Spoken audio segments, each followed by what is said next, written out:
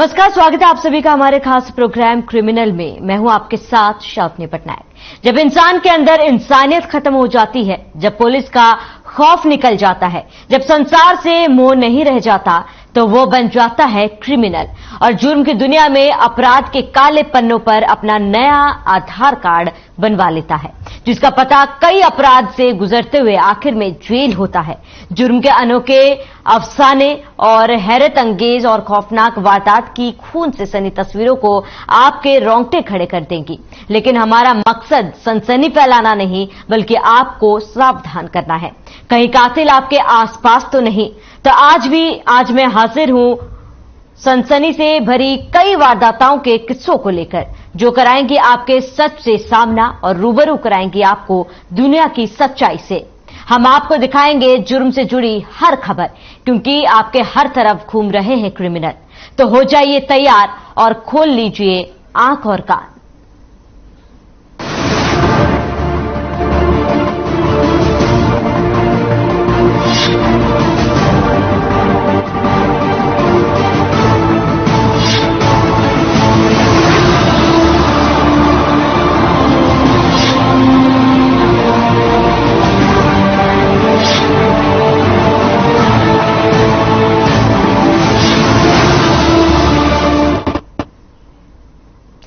धर्मनगरी कुरुक्षेत्र में एक वारदात ने सनसनी फैला दी। गैंगवार कहे या फिर पुरानी रंजिश, लेकिन जो हुआ उसे सुनकर रोंगटे खड़े हो जाएंगी। जी हां, यह घटना किसी फिल्म के सीन जैसा है। बदमाशों ने एक युवक के साथ ही हाथ ही काट लिए। आखिर क्या है पूरा मामला, इस रिपोर्ट में देखिए।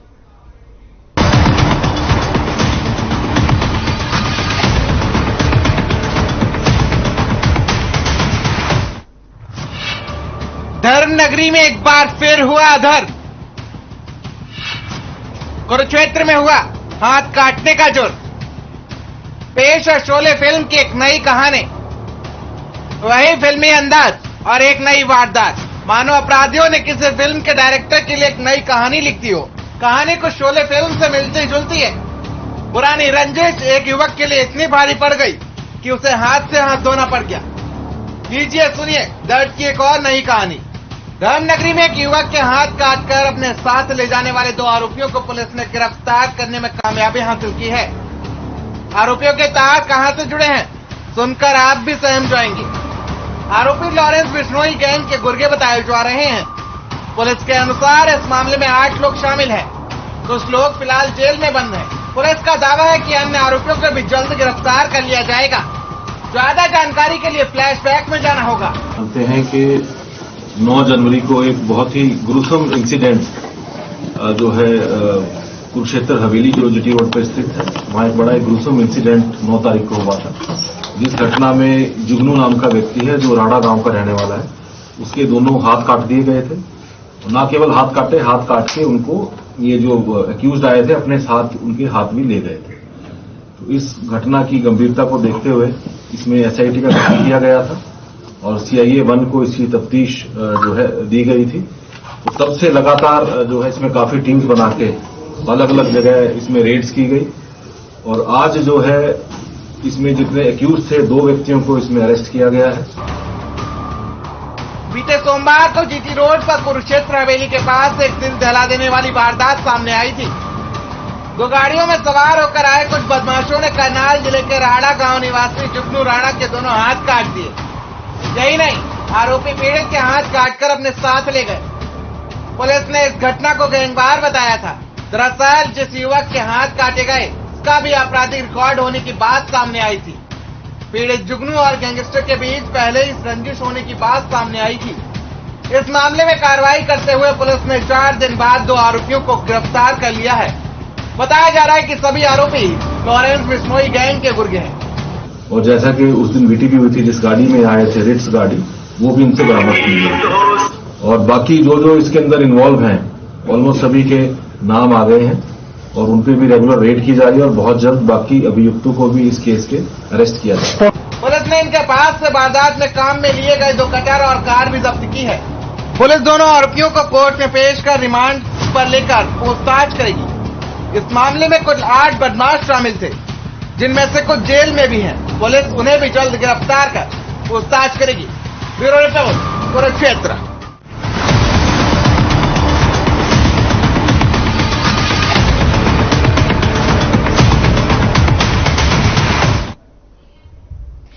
जलेबी बाबा, वो नाम जिसने तंत्र मंत्र की विद्या के नाम पर महिलाओं के साथ वो किया जिसने समस्त बाबा समाज को कलंकित कर दिया। धर्म के नाम पर अधर्म की वो कहानी फतेहाबाद की है। आखिर कैसे एक जलेबी बेचने वाला बन बैठा जलेबी बाबा, इस रिपोर्ट को देखिए।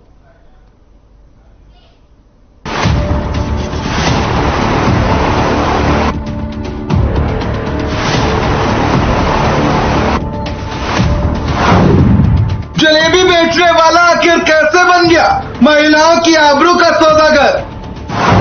तंत्र मंच के जाल में फंसाकर लूटा था महिलाओं की इज्जत। आखिर अमरवीर कैसे बन गया बिल्लू राम और जलेबी बाबा? धन की दुकान के नाम पर कैसे चलाता था अय्याशी का धंधा? जलेबी बाबा नाम जितना मीठा काम उतने ही कड़वे, या यूं कहें कि एक बार फिर से समस्त साधु समाज को कलंकित करने वाला नाम। जी हाँ, आज हम आपको मिलाएंगे जलेबी बाबा से, जो धर्म की दुकान की आड़ में अपने अय्याशी के अड्डे का मालिक बन बैठा था। वही जलेबी बाबा जिसको आदत सी लग चुकी थी हर रात नई सेहत सजाने की और अपनी अय्याशी के लिए नए शिकार की तलाश में वो अपने धर्म के अड्डे से निकल पड़ता था। जलेबी बाबा और अमरपुरी ने नशीली चाट पिलाकर 120 से ज्यादा महिलाओं के साथ रेप किया था। इतना ही नहीं, उसने इन सभी महिलाओं के साथ दुष्कर्म का वीडियो भी बनाया था, जिसके दम पर जलेबी बाबा महिलाओं को ब्लैकमेल करता था। जी सर, क्योंकि जजमेंट है वो जजेस की अलग अपनी ओपिनियन है। केस तो ऐसा था, केस प्राइम ऑफिसर क्या था कि ओनली केस था on basis of the CD, और सीडी की क्या है, कोई भी पैसिडिटी का सर्टिफिकेट है, इंडियन एविडेंस एक्ट का होता है, वो सर्टिफिकेट इसके अंदर नहीं था। कोई भी प्रोसिक्यूशन ने, किसी ने भी 6 विक्टिम है टोटल, कोई भी डायरेक्ट कोई भी application regarding the rape against the accused नहीं थी। ओनली केसेज है ये था उसका सीडी के ऊपर। उसके बाद भी जो है इसके अंदर, क्योंकि 6 आ गई, 6 के अंदर है तो 3 है जो होगी विक्टिम है, एक रेखा है वो हॉस्टाइल होगी।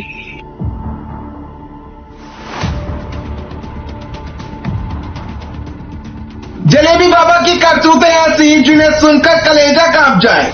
पुलिस के अनुसार पंजाब के मानसा जिले का रहने वाला अमरवीर हरियाणा के टोहाना में जलेबी की रेहड़ी लगाता था। कारोबार अच्छा चलने लगा था और उसकी खूब तरक्की हुई। इस दौरान उसकी पत्नी की मौत हो गई।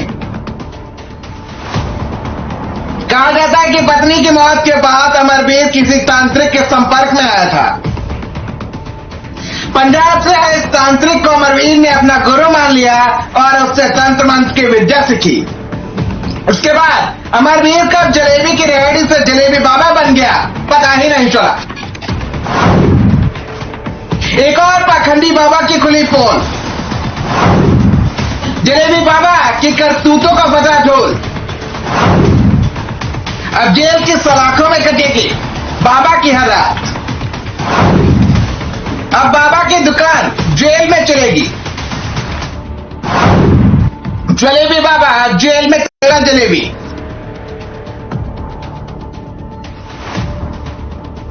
टोहाना वापस आने के बाद अमरवीर का नाम अमरपुरी हो चुका था और उसने वार्ड नंबर 19 में एक मकान में बाबा बालकनाथ का मंदिर बनाया। इसी मकान में वो अपने बच्चों के साथ रहता था। अमरपुरी मंदिर में आने वाले लोगों की तंत्र मंत्र के जरिए समस्याओं का निवारण का दावा करने लगा। उसका जादू ऐसा चला कि उसके घर पर लोगों की लाइन लगने लगी। अमरपुरी को लोग बाबा बिल्लू राम और जलेबी बाबा जैसे नामों से पुकारने लगे थे, लेकिन जलेबी बाबा के काले कारनामों और अय्याशी का सिलसिला भी यहीं से शुरू हुआ और बढ़ने लगी जलेबी बाबा की मुश्किलें। 2018 में टोहाना में पुलिस के एक अधिकारी को उनके मुखबिर के मोबाइल पर एक अश्लील वीडियो भेजा गया, जिसमें जलेबी बाबा महिला के साथ कुकर्म करता नजर आ रहा था। वीडियो सामने आने के बाद थाना प्रभारी प्रदीप कुमार की शिकायत पर जलेबी बाबा के खिलाफ मुकदमा दर्ज हुआ।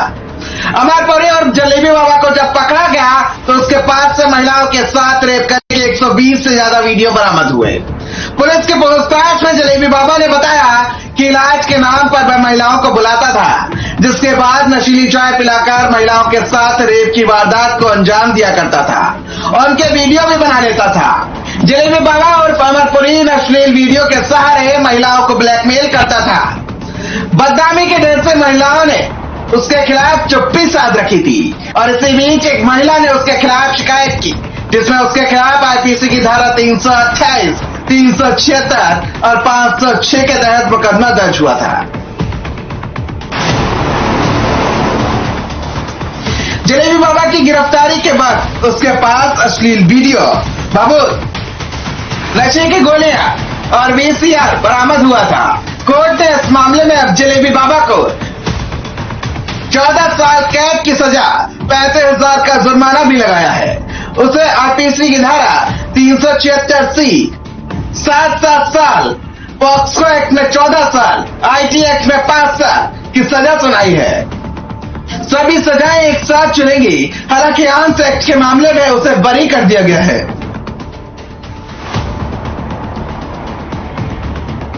मामले में 6 पीड़िताओं ने कोर्ट में बतौर विक्टिम पेश होकर बाबा की करतूतों का पर्दाफाश किया है। बाबा अमरपुरी और जलेबी बाबा को 5 जनवरी को कोर्ट ने दोषी करार दिया था। 6 जनवरी को सजा पर बहस के बाद 9 जनवरी को सजा के ऐलान के लिए तारीख तय कर दी गई थी। 9 जनवरी को भी सजा पर बहस हुई थी, लेकिन 10 जनवरी को कोर्ट ने फैसला सुना दिया और इस दौरान कोर्ट में बाबा जमकर रोया। जज के सामने रहने की अपील करता रहा, लेकिन वो कहते हैं ना एक दिन ऊपर वाला इंसाफ जरूर करता है। और शायद अमरपुरी और जलेबी बाबा को उसके गुनाहों की सजा मिलनी शुरू हो चुकी थी। अब जलेबी बाबा को दुकान जेल में ही चलानी पड़ेगी और अपने गुनाहों का हिसाब देना पड़ेगा। फतेहाबाद से रमेश ढाका की खास रिपोर्ट।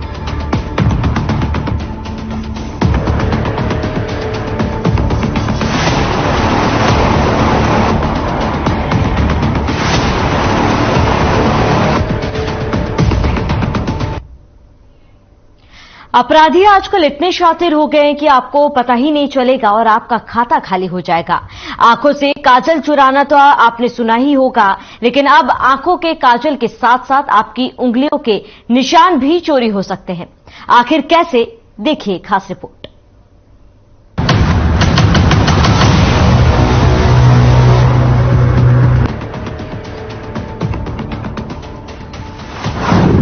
साहब, हम लूट गए, बर्बाद हो गए। हमें तो पता ही नहीं चला कब हमारा खाता खाली हो गया। ऑनलाइन फ्रॉड की एक नई कहानी। 10 दिन में खाता कर दिया खाली। देखिए, सुनिए, समझिए और हो जाइए सावधान। आंखों के नीचे से काजल चुराने के साथ साथ पता नहीं कब आपकी उंगलियों के निशान चोरी हो जाएं। पता ही नहीं चलेगा। सोचिए मत, हैरानी में भी मत पड़िए, क्योंकि जिस वारदात से आपको रूबरू कराने जा रहे हैं वो आपको सोच में डाल देगी और उंगलियों के निशान के साथ साथ आपका खाता भी खाली हो सकता है। जी हाँ, भिवानी में कुछ ऐसा ही हुआ और एक महिला के होश उड़ गए।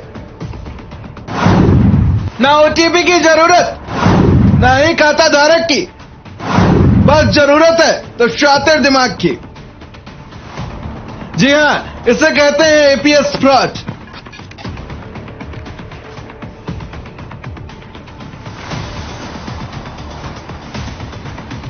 भिवानी में अब एक नए प्रकार का फ्रॉड हुआ है। इस फ्रॉड में बदमाश किसी भी सरकारी साइट से आपके अंगूठे का निशान चुरा लेते हैं और फिर उसके बाद फ्रॉड करने वाले बदमाश किसी भी सीएससी सेंटर पर जाकर आपके खाते से पैसे निकाल लेते हैं। ऐसा ही एक फ्रॉड भिवानी में नेशनल रूरल हेल्थ मिशन में कार्यरत सेक्टर 13 निवासी मीनाक्षी शर्मा के साथ हुआ है। भिवानी पुलिस के सामने अब एक नए प्रकार के फ्रॉड का मामला आया है। ये फ्रॉड किसी भी सरकारी कागजात पर लगे हुए अंगूठे से भी हो सकते हैं। अगर आपको अंगूठा लगाना भी है तो आप अंगूठा लगाकर अपने आधार कार्ड को एम आधार की साइट पर जाकर लॉक कर दें। है और मैं हरियाणा राज्य ग्रामीण आजीविका मिशन में कोऑर्डिनेटर के पद पे कार्यरत हूं और ये 6 तारीख की बात है। 6 तारीख को सुबह तकरीबन 10:30 बजे मेरे फोन पे मैसेज आया था कि मेरे अकाउंट से 10,000 रुपए डेबिट हो गए हैं। तो फिर मैंने बैंक ब्रांच में आके पता किया तो वहां से पता चला कि मेरे अकाउंट से डेली 10,000 रुपए रोज मतलब डेली बेसिस पे निकाले जा रहे हैं। तो वो सारा अमाउंट कैलकुलेट किया तो वो 1,10,000 रुपए मतलब हो चुका था। ग्रामीण मिशन में कार्यरत मीनाक्षी शर्मा ने बताया कि एक दिन उसके पास बैंक द्वारा भेजा गया एसएमएस आया। उस एसएमएस को देखा तो उसके खाते से 10,000 रुपए निकाले गए थे। जब उन्होंने खाते की स्टेटमेंट निकलवाई तो देखा कि प्रतिदिन उसके खाते से 10,000 रुपए निकल रहे थे। कुल उसके खाते से 1,10,000 रुपए निकल गए थे। उन्होंने बैंक से संपर्क किया और तुरंत अपने खाते को लॉक करवाया। बैंक से मेरे पास कोई भी मैसेज मुझे प्राप्त नहीं हुआ। बैंक से मेरे पास पहला मैसेज 6 तारीख को ही आया था और मतलब बैंक से भी ये होना चाहिए कि अगर मान लो मैसेज आपको रेगुलर प्राप्त हो रहे हैं तो मतलब आप जाके बैंक में पता कर सकते हो, लेकिन मेरे पास कोई मैसेज नहीं आया। वो चीज मुझे गलत लगी कि नहीं तो शायद मैं पहले पता कर लेती। और 1,10,000। मीनाक्षी शर्मा ने बताया कि उन्होंने किसी लिंक पर क्लिक भी नहीं किया था, ना ही उन्होंने किसी को ओटीपी दिया था, सिर्फ जमीन के कागजात पर अंगूठा लगाया था। उन्होंने शक जाहिर किया कि शायद उसी वजह से ऐसा हुआ है। उन्होंने मामले की जानकारी बैंक को और थाना साइबर को दी। पुलिस मामले पर कार्रवाई कर रही है।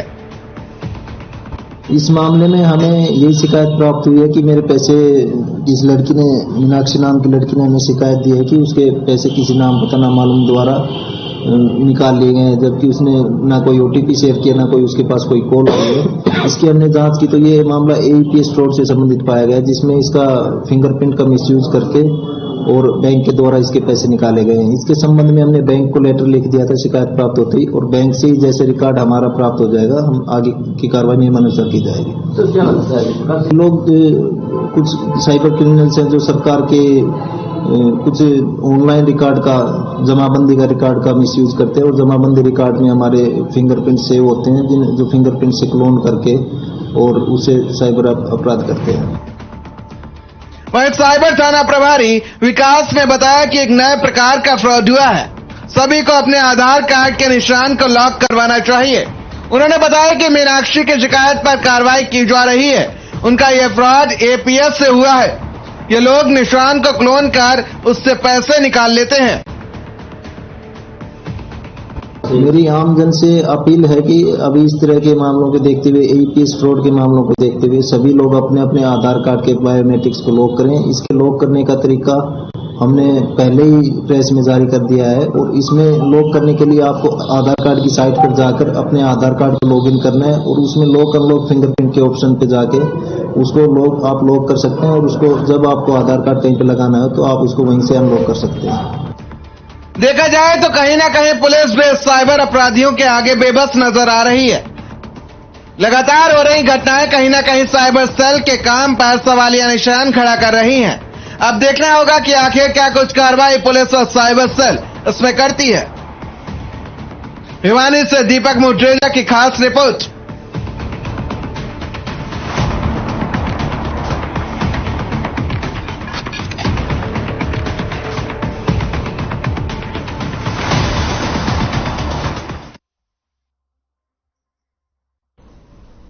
रेवाड़ी पुलिस ने ऐसे शातिर बदमाशों को गिरफ्तार किया है जो फिरौती और रंगदारी के लिए व्यापारियों में खौफ पैदा करना चाहते हैं, लेकिन इनकी बदकिस्मती समझिए कि इनका शौक पुलिस ने पूरी तरह से उतार दिया। क्या है पूरा मामला, हमारी इस खास पेशकश में देखिए।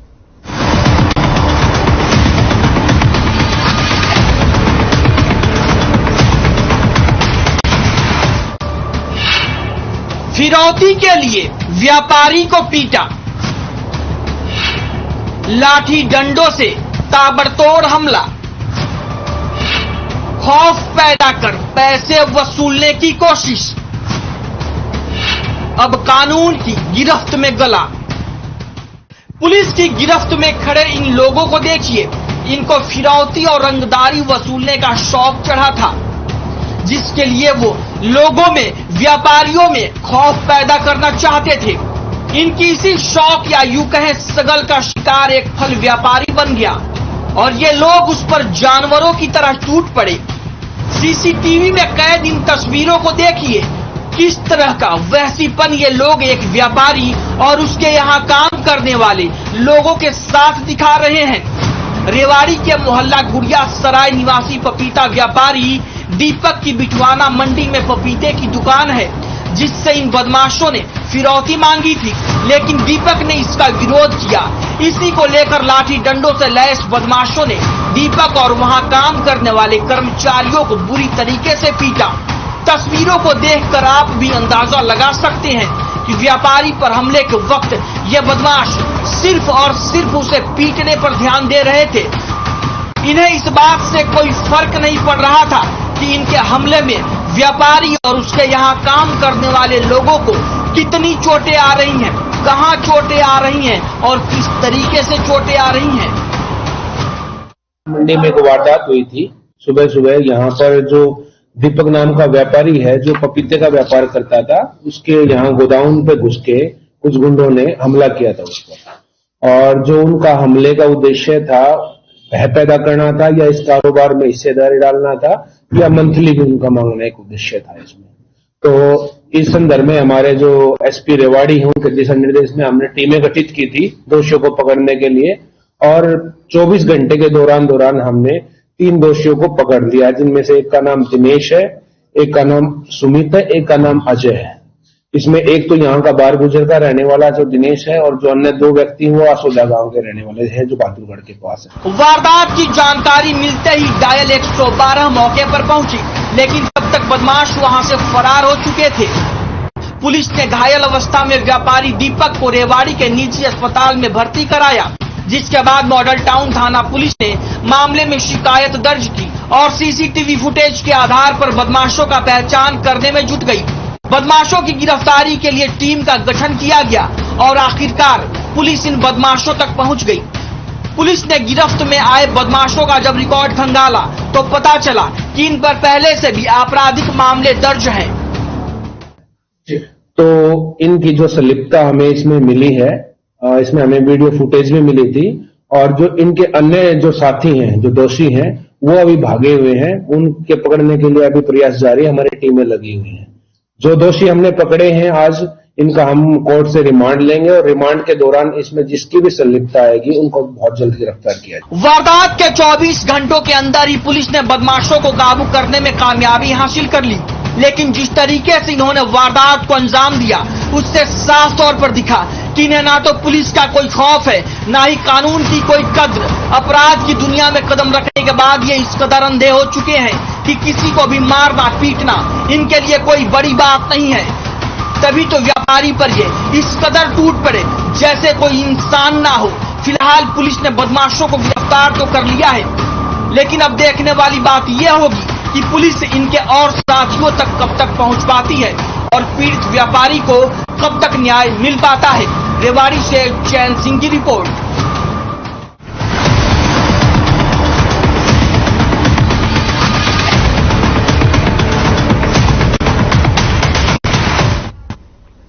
तो देखा आपने किस तरह से बदमाश अपराध की वारदाताओं को अंजाम देते हैं और फरार हो जाते हैं।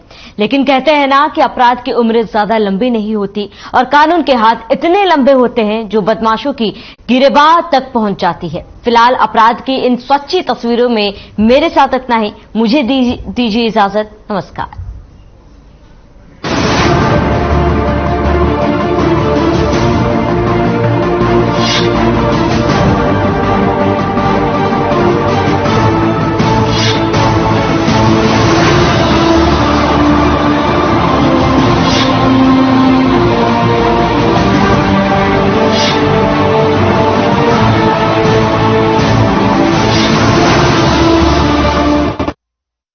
मेरे जैसा कोई दूसरा